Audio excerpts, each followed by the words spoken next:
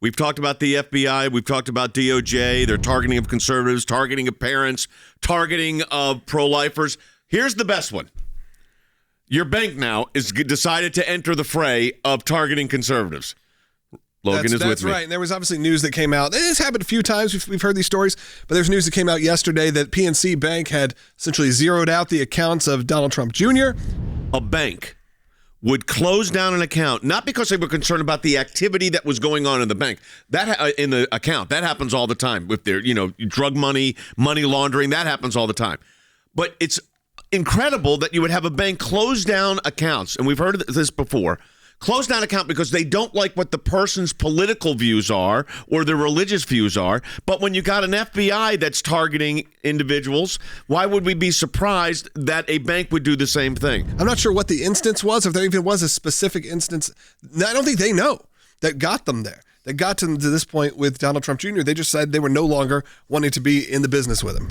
This is another version of cancel culture, but it's at a whole different level. I mean, it's at a level of you cannot then do business. Your commerce is impacted. Your family's not only impacted. do business, you can't conduct your life. I mean, because we're talking about personal accounts as well that it could come after, not just a business account. It's important to keep in mind that the federal bureaucracy is occupied, if you will, by elites who are committed to social justice and climate change. Keep in mind the Biden administration has issued a rule requiring ESG for pension funds and financial institutions.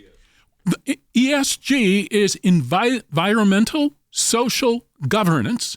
It's simply a backdoor way of regulating banks and financial institutions so they will support the climate change agenda, so they will support essentially critical race theory, and so they will support diversity and equity, which is a backdoor way of supporting critical race theory.